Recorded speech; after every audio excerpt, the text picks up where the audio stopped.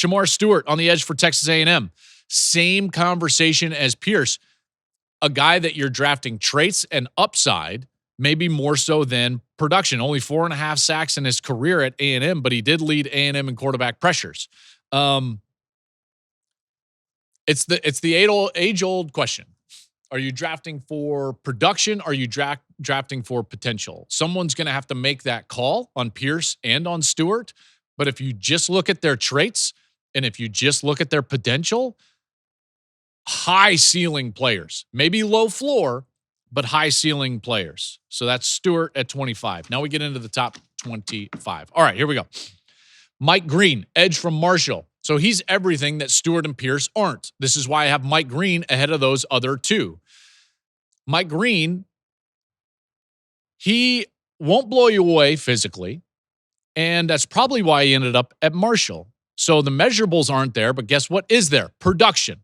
Led the country in sacks with 17 in just 13 games. His head coach, Charles Huff. I remember preparing for the game when Marshall and Ohio State were playing, and Charles Huff was incredible in those meetings. And we talked a lot about Coach Huff's time at Alabama, the players that had made the biggest impacts on him, and then a lot on his own team. And Mike Green was the only guy that he was adamant. He was like, oh, yeah, he would have started at Alabama for sure. The only reason he's here is because he doesn't have the traits. Okay, he doesn't have the measurables. But you saw the production, and he certainly practiced well, and that's why Charles Huff loved him at Marshall. So number 23, here's another one of those players. I've got Travion Henderson up there at 23. If you watch Travion Henderson during the playoffs, and really for the entirety of the year, this guy was just a different player. He was possessed. He was fast, partly because he was fresh and sharing carries with Quinshon Judkins. Yeah, that's absolutely the case. But he was tough. Nobody blocked better than Travion Henderson. He catches it incredibly well out of the backfield, and once he does, he turns into a home run threat.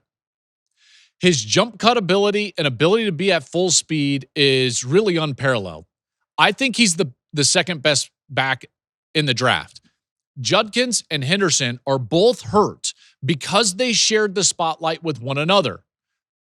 But because of that, if you look past it, this is why I've got them above Hampton.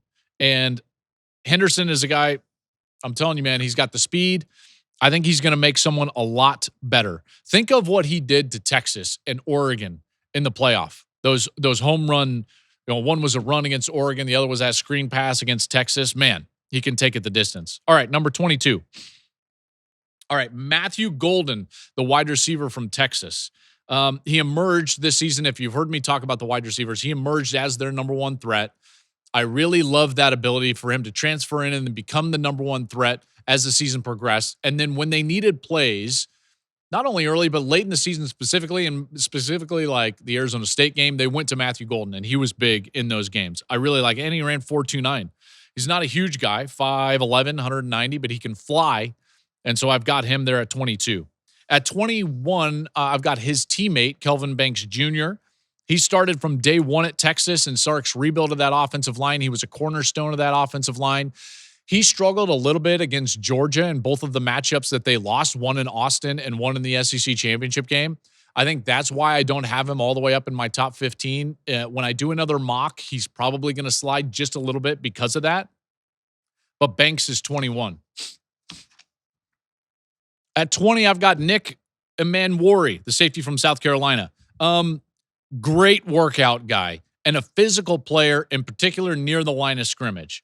4.38 in the 40, a 43-inch vert, 11.6 in the broad jump. He's going to be a force in the box as a safety.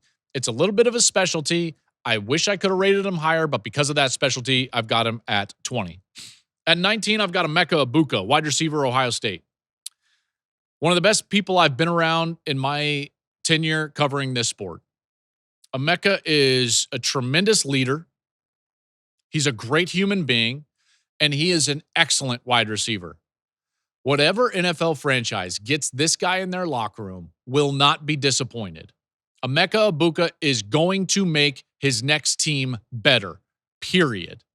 Great route runner, excellent hands, terrific without the ball, understanding how to pace his routes, communicate with his route structure. Remember, played for Brian Hartline, and this guy is the best position coach in college football. And look at the wide receivers in the National Football League that have played for Brian Hartline and specifically Ohio State.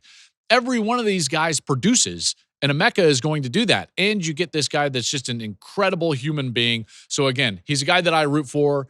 Blake Corum was like this at Michigan. Emeka Egbuka for Ohio State. These are guys that I just, listen, they're going to make your team better. And Egbuka is in my top 20. At 18, I've got Tyler Booker, the guard from Alabama. I think he's a really solid player. And then at 17, I'm going to go inside on the defensive side. Defensive tackle for Michigan, Kenneth Grant. So Grant is a huge behemoth of a guy. And I think that this is both production and upside. His teammate Mason Graham might get the lion's share of the credit, and he will because he's yet to come on this top 50 list. However, Grant, 10 years from now, we might look back and be like, man, he might have been the best player in this draft. I think he's got that type of potential. I think he's young, and he doesn't even know how good and how dominant he can be. His physical attributes are off the charts, and he's fast. He's explosive. He uses his hands well. He plays both the run and can get after the passer. This is a really good defensive tackle draft, partly because of Kenneth Grant. 16, Tedero McMillan, wide receiver for Arizona. Didn't have the season that a lot of us anticipated, but listen, as a wide receiver, you're kind of reliant on a lot of other things going well, and those things did not go well for Arizona. But remember, I talked about big frames. This is why I loved Higgins at Iowa State. This is why I love McMillan at Arizona. He is a guy that I think will succeed late in the season and in the playoffs. He can be a true number one. He understands body control, boxing out, all these different attributes that I think are really strong. At 15, Armand Mimbu, the offensive tackle from Missouri. He's a riser. You know, as I watch more and then as I talk with people around the league more, this guy is rising through this process. He's having a great process. Will not shock me if he's selected in the top 13 picks in the draft. He's tested really well. Really, between him and Will Campbell for the first offensive tackle, I'm going to go with Will Campbell, but Mimbu is getting there. Jihad Campbell, the linebacker for Alabama, played on the edge. He played in the middle. He's versatile. He's a hybrid player during his career. Excellent athlete. And when you can put a guy like that on the field who can play a lot of different places, cover a lot of different players, then that's attractive. And that's certainly going to be attractive for his next team. 13, Jahdae Barron, the corner from Texas. Barron's a really solid player now. Thorpe Award winner. He ran 4.39. He's fast. He can cover well. He's a big reason why that secondary was able to transition to a secondary that became a strength versus the season prior when they were a weakness. So I've got him at 13. At 12, I've got Michael Williams on the edge from Georgia. He showed he can be dominant in those games against Texas. Huge games in those matchups, and those matchups were against NFL offensive linemen like Kelvin Banks. Against that, that's why Banks kind of falls back and Williams rises up the board.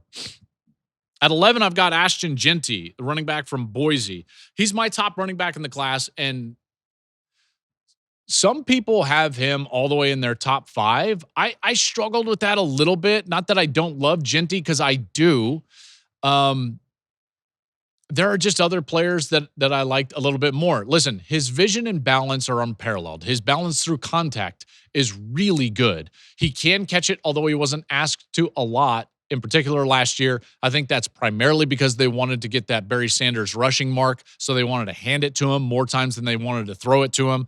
But Jeanty is an excellent player and a guy that I really love.